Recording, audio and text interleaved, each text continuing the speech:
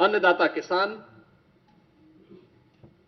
भारत जैसे कृषि प्रधान देश की अर्थव्यवस्था और उसके विकास की धुरी है।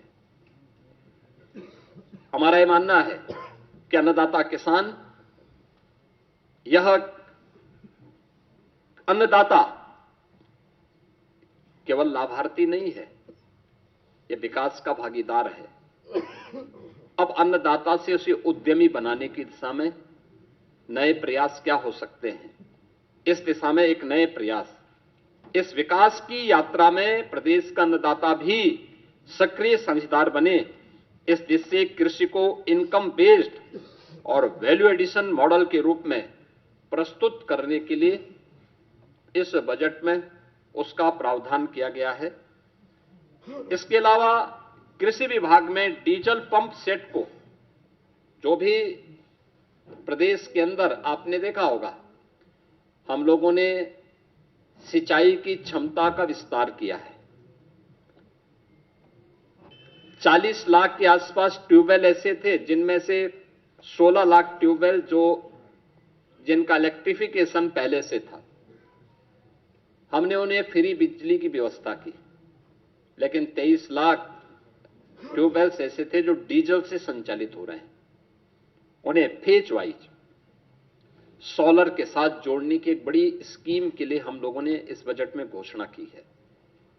ये सोलर पैनल क्लस्टर रूप में भी और इंडिविजुअल रूप में भी हम उसको आगे बढ़ाएंगे। पीएम कुसुम योजना का लाभ भी उसके साथ जोड़ेंगे और इसके तहत एक बड़ी स्कीम की घोषणा इस बजट में हुई है, जिसमें अनुसूचित जाति, जनजाति, महिला और लघु सीमांत किसानों को 90% अनुदान और अन्य किसानों के लिए 80% किसान इसमें सब्सिडी की घोषणा हम लोगों ने की है।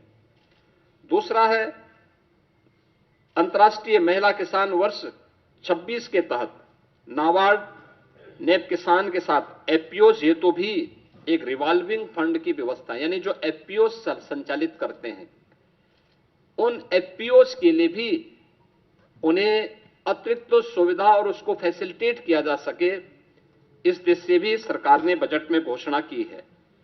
गन्ना के साथ ही तिलहनी और दलहनी अंतः फसली खेती, यानी अब तक होता क्या, हम एक फसल लेते थे एक समय में, गन्ना के साथ कोई दूसरी फसल नहीं ले पाते थे। इसके साथ भी उस दलहनी और तिलहनी फसलों को बोया जा सकता है, दोनों का लाभ होगा। लेकिन इससे पहले कुछ प्रगतिशील किसानों को हम लोगों ने प्रोत्साहित किया, लेकिन इस बजट में हम लोगों ने इसके लिए अच्छा प्रावधान किया है और यूपी के किसानों का जो प्रोडक्ट है वह एक्सपोर्ट हो सके, इसके लिए एग्री एक्सपोर्ट हब्स के रूप में हम लोगों ने नोएडा इंटरनेशनल एयरपोर्ट को विकसित करने की कार्रवाई आगे की है। इसमें उत्तर प्रदेश में कृषि और बागवानी उत्पादों की जो क्वालिटी है और उसका प्रोडक्शन है, इस दिशा में भी सरकार ने इस बजट में उसका प्रावधान किया है। वर्ल्ड बैंक के साथ हम लोग मिलकर के UP agrees platform, UP agrees के कार्यक्रम को आगे बढ़ा रहे हैं। हम लोगों ने इसके विस्तार की व्यवस्था भी की है और इसको एआई टूल्स के साथ जोड़ने की, यानी आर्टिफिशियल इंटेलिजेंस का उपयोग यहां पे कैसे हम कर सकते हैं, इसके बारे में भी एक बड़ी घोषणा इसमें की गई है।